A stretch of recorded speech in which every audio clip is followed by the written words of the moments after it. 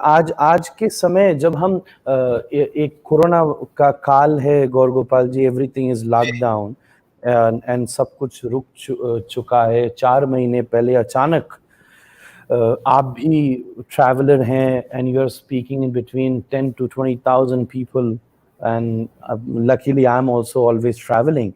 As Sanskrit word is brahmanat pujyate raja, brahmanat pujyate vipro, brahmanat जी pujyate yogi, brahmanti stri vinashyatihi.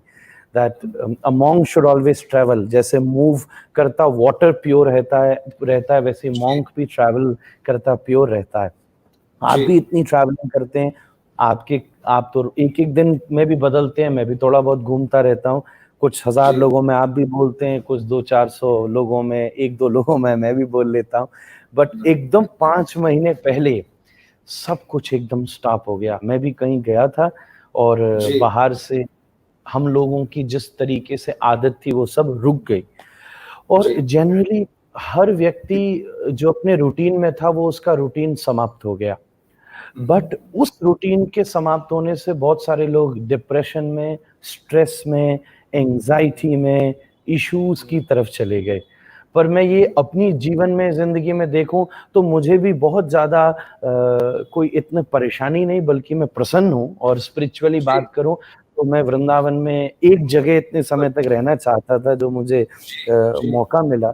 और मैं आपको देख रहा हूं तो डेफिनेटली आपकी भी स्माइल वैसे ही एटर्नल है और वैसे ही आप चमक रहे हो।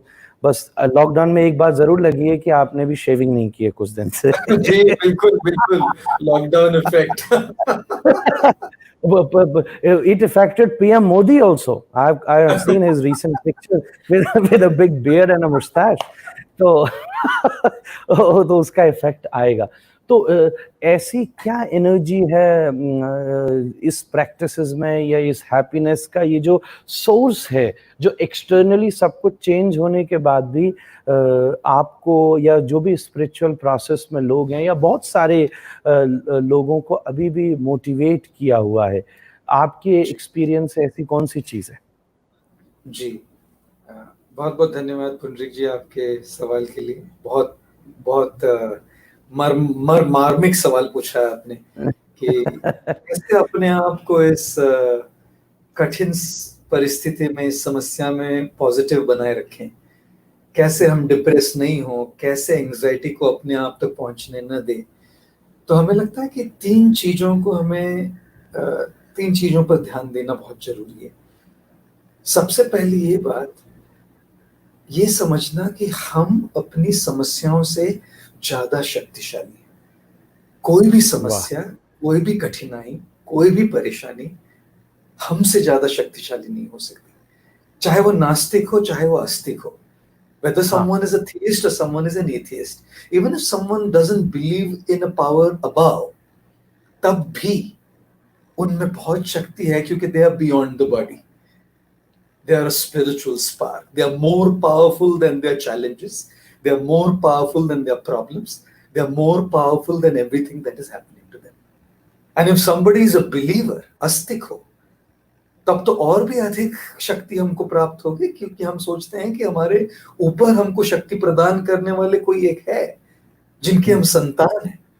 तो चाहे नास्तिक हो या आस्तिक हो, somebody is a believer or somebody is a non-believer, it doesn't matter.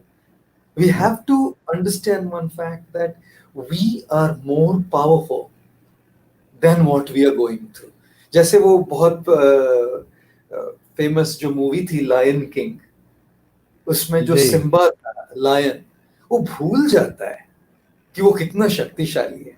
वो स्कार जो उसका अंकल है, जो उसका चाचा है, वो स्कार उस राज सिंहासन पर बैठ जाता है और सिम्बा ये टाइमर और पुम्बा के संग में आकर ये भूल जाता है कि उसमें शक्ति कितनी है। वो सिम्ब की संतान है, is the child of a lion, and being the child of a lion he has the power to overcome this idiotic scar who's come and taken over the kingdom and the throne. तभी उस Simba के जीवन में आते हैं Rafiki, the mystic healer, और Rafiki Simba को उनके पिता से मिलाने ले जाते हैं और तालाब में अपने पिता के प्रतिबिंब को देखकर पिता बोलने लगते हैं। और एक उस लायन किंग, मैं जब न्यूयॉर्क गया था तो अपने दोस्त के साथ ब्रॉडवे शो देखने गया था न्यूयॉर्क में, और लायन किंग देखने गया था। It was a fantastic show. मतलब मूवी एक चीज है, लेकिन स्टेज थिएटर देखने का अलग चीज होता है। और उसमें एक जो प्रसंग है, ये मतलब मेरे हृदय को छू गया, जहां सिम्बा के पिताजी मुफासा सिम्बा से कहते हैं, just remember who you are. बस इस बात का स्मरण कीजिए कि आप कौन हैं। जब हम भूल जाते हैं हम कौन हैं, तब स्कार हमसे ज्यादा शक्तिशाली हो जाता है। लेकिन जब हमें स्मृति हो जाती है कि हम कौन हैं और हम में क्या शक्ति है और वो शक्ति कहां से आ रही है, तो हम स्कार से ज्यादा शक्तिशाली हो जाते हैं।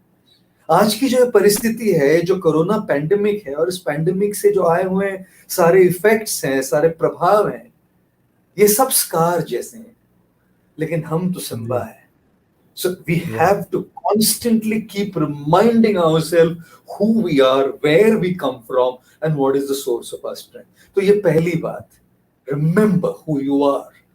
You are not less powerful. We are more powerful than our calamities and our difficulties. दूसरी बात कि हर परिस्थिति में दृष्टिकोण बहुत जरूरी होता है। जब दृष्टिकोण बदल जाता है तो आसपास की दुनिया भी बदल जाती है। दुनिया तो वैसे की वैसी रहती है, परिस्थिति नहीं बदलती, लेकिन दृष्टिकोण जरूर बदला जा सकता है। जैसे हम कई बार कहते हैं कि जो नकारात्मक लोग होते हैं, जो पेसिमिस्टिक होते हैं, वो भी लेटर ओ को देखते हैं, और जो सकारात्मक, जो पॉजिटिव माइंडेड लोग होते हैं, वो भी लेटर ओ को देखते हैं। लेकिन जो पेसिमिस्ट्स होते हैं, वो ओ को देखते हैं जीरो के अंत में। जीरो के स्पेलिंग में जीरो और एंड में ओ आता है। और जो पॉजिटिव माइंडेड है, जो ऑप्टिमिस्टिक है, जो सकारात्मक है, वो जीरो को, ओ को देखते हैं अपॉर्चुनिटी के बिगिनिंग में। तो हमारे पास ये चॉइस है, ये विकल्प है कि क्या हम ओ को जीरो के अंत में देखें या हम ओ को अपॉर्चुनिटी के स्टार्ट में देखें।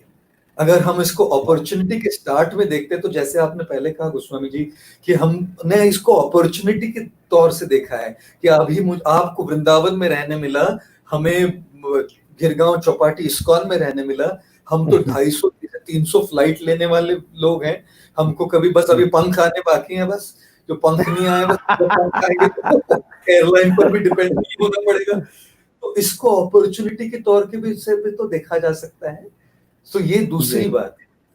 और तीसरी बात है कि जो हमारे बिल्कुल निकट के जो रिश्तेदार है, मित्र है, जो बिल्कुल हृदय से जिनका संबंध है, उनके साथ जो ये समय बिताने का अवसर मिला है और उनके साथ जो ये संवाद करने का अवसर मिला है, ये अवसर तो पैंडेमिक के बिना नहीं मिल पाता। So I think that when we look at these three things, that we are more powerful than our challenges. We have the choice to look at it as an opportunity, O at the beginning of opportunity, or O at the end of zero. And third, that we have this incredible facility now to spend time with meaningful people, which is going to deepen our life and our relationships. तो इसी से तो ये मुस्कान आएगी, इसी से तो ये एनर्जी आएगी, नहीं तो केवल डिप्रेशन में बैठे रहेंगे और एंजाइटी में बैठे रहेंगे। आपकी क्या राय है? आप क्या बात है, क्या मुझे आपकी कहने से एक स्टोरी, छोटी सी स्टोरी याद आई, क्योंकि मैसेज आपने बहुत जबरदस्त तरीके से दिया।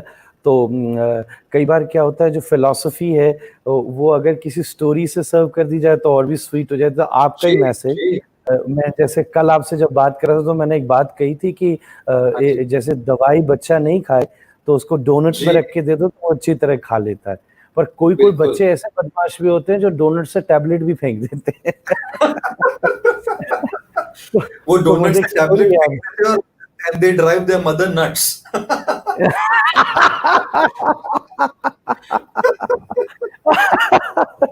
तो मुझे एक स्टोरी याद आती है प्रभु जी, वो कि एक बार एक डॉटर को बहुत सारी प्रॉब्लम हुई, जी, यूनिवर्सिटी में वो उसके एग्जाम उस तरीके से नहीं आ सके जैसे उसको चाहिए थे।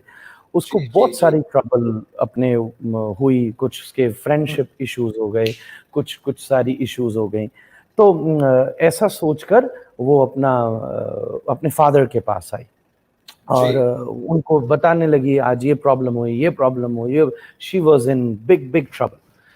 तो करेक्ट। उस समय फादर कुछ किचन में थे, कुछ कुक कर रहे थे। तो वो हुँ, सुनते हुँ। कि कुछ बोले नहीं, अपना ध्यान कुकिंग की तरफ लगा के रखा। अब आजकल भी तो यही प्रॉब्लम है, मैं अपने पेरेंट्स को बोलता रहता हूँ, पेरेंट्स मेरी बात सुनते नहीं एंड ऑल दैट। तो वो उन्होंने जी, फायर के ऊपर 3 बोल रखी, जिसमें जी, वाटर जी, था जी, एंड इट इज़ बॉइलिंग। तो करेक्ट। फादर सुनता कि उसने पहले बोल में जिसमें बॉइलिंग वाटर था, उसमें पोटैटो डाला।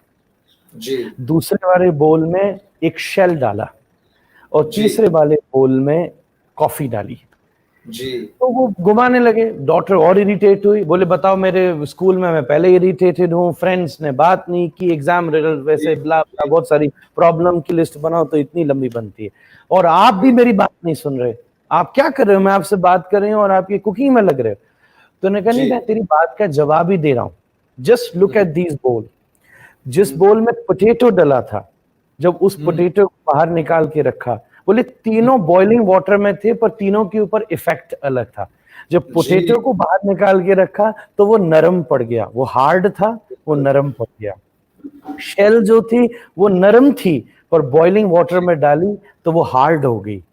पर जब जी, कॉफी को उसके अंदर डाला तो कॉफी उसके अंदर ब्यूटीफुली ब्लेंड हो गई।